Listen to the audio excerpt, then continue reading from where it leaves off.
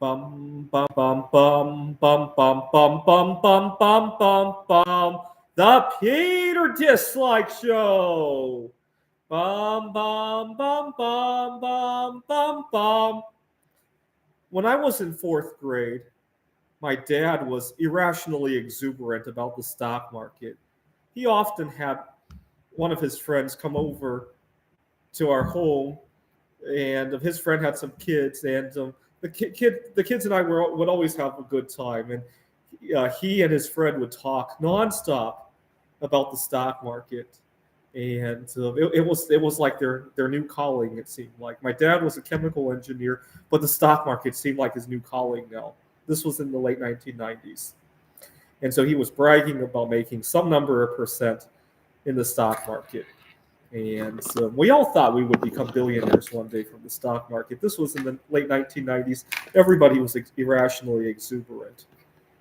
So one day I was at school and we had some kind of a sale, books, some interesting pencils or whatever. I can't even remember what was for sale at the school sale. And just like any other kid would, I bought a bunch of crap that I didn't even need, right? And my classmate, he was out sick. And the following day, when he came back and realized that he had missed the sale, he was so disappointed. And so I offered to sell him a toy that I had bought the day before.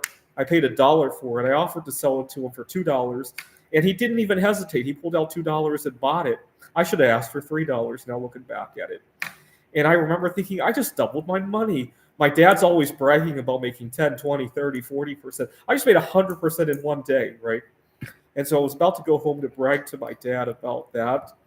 And because I didn't really understand what the stock market was, I just knew that he was buying and selling stuff and making a lot of money, right? And before I went home to brag to my family, I decided to calculate what would happen if I kept doubling the $2 that I now had, right? If I bought something now and sold it for $4 and I continued to do that, how much money I would have like at the end of the year or whatever, right? And I did the calculation. I couldn't believe my eyes. I had grabbed a big sheet of a big pad of paper to do the calculation because I was expecting it would take hundreds and hundreds of rounds to get even any amount of decent money, right?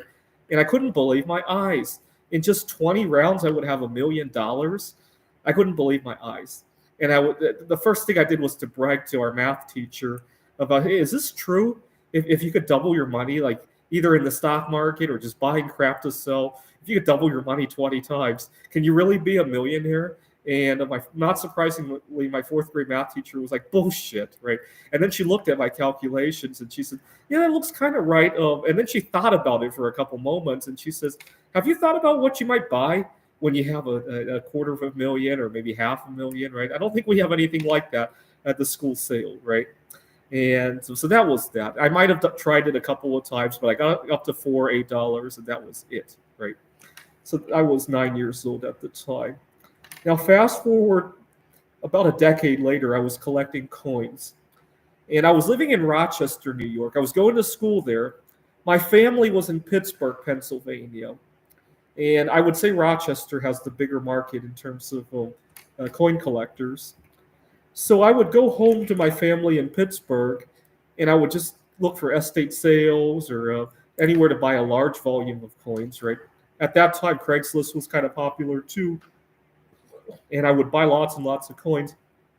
I didn't have a whole lot of money on my hands at the time, but at one point I had $1,000 saved up. And I went home to Pittsburgh and I bought $1,000 worth of coins. I think I bought a bunch of Ike dollars and wheat pennies, if I remember correctly. I love Ike dollars because when I looked at the vintage figures for the Ike dollars, there were only two of them for like everybody in the United States, right? A total of 700 million.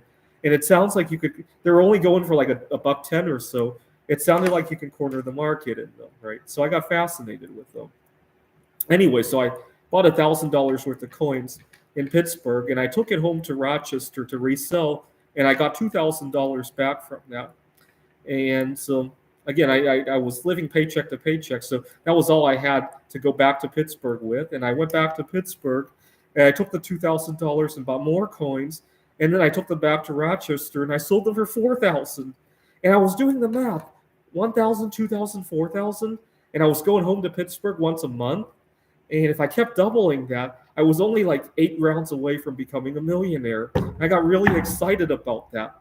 And for the first time in my studies at Rochester, I was excited about going home to my family in Pittsburgh because my family and I often didn't get along very well. But I got so excited about doubling my money that I started going home a lot more. And my brother can even attest, remembering me talking about doubling my money every time I go home. I went home to Pittsburgh and bought $4,000 worth of coins. And this time, surprise, I couldn't sell them nearly as fast. By the time the next trip rolled around, I hadn't sold most of the coins yet. And it just became a huge drag. All my money was tied up in that. It took me the rest of my time in Rochester just to unload all those coins. And that was a bummer. But I was only 8 trades away from becoming a millionaire that time.